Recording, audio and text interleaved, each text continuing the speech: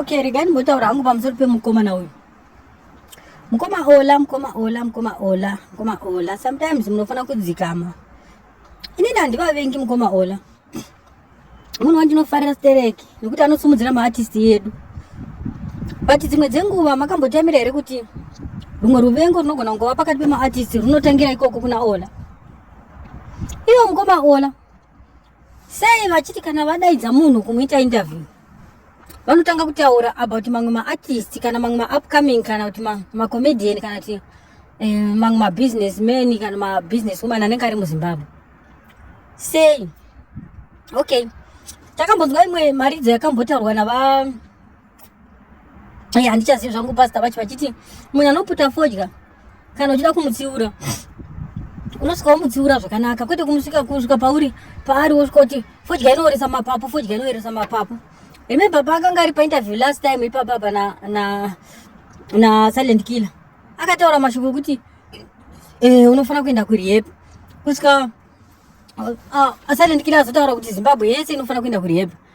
Chikonzero chini chakanga achitaura? Okay, tobva ipapo Silent Killer ola anga achitaura ipapa na ningirikiri na ningirikiri kunonzani uyu anozvita Holy 10 akataura pakavane kushoropodza kwakanga kuchiitika pamusoro pamwe maartist nekutaura kuti ningi muduku ningi mwana wangu chichi, which means is wrong. Anofana kuavoida zvinhu zvakadaro, anofana kubalansisa kuva munhu ari independent anovhumira kuti munhu haafani kushoropodza munhu haafani kutaura zvakaipa pamusoro pomwe munhu, anofana kurambidza mawedhi akadaro sekurambidza kwaanoita mawedhi ekutuka anenge achituka paningi pabroadcast yake. Anofana kusumudzira maupcoming futi zvakare kuti asimudzire vanhu. Chinhu chandakuda kuti ndimbotaura chokwadi pamusoro pamukoma ola chavanokanganisa mazuva ano ndechekuti Silent Killer pakanga pane machallenges avo akanga achiita paZim Dance. Apedza kudaro ndokubva amutora Silent Killer akaenda naye vana taiti zviya zvivasikana zviya chimukapfana chiyani nechimukadzi chake vakangobuda vakashama manudus pemapicture vakavatora. Vaya mai vainzi my brando my Denzel akavatora because of vakanga vabudisa mapicture ari vari naked.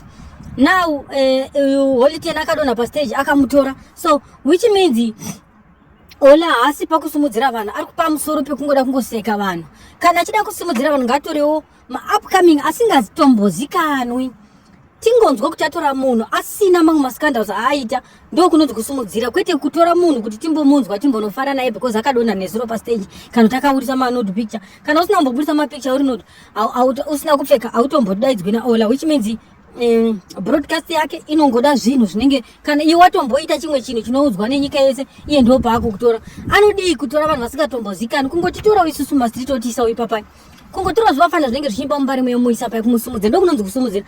Uku kwaanoita uku kawo kunonzi kushoropodza kana kuti kusekesa munhu nenyika, kana kuda kungonzwa kuti anofungei pamusoro pekudonha kwaakaita pastage kana pamusoro pechallenge yavanga nawo maZim Dance. Kana kuti makomenti enyu tinovada, endai kuFacebook page rakanzi Baba Njoli and Kali, nekuYouTube munosubscribe, molike, moshare, mokomenda. Thank you for this.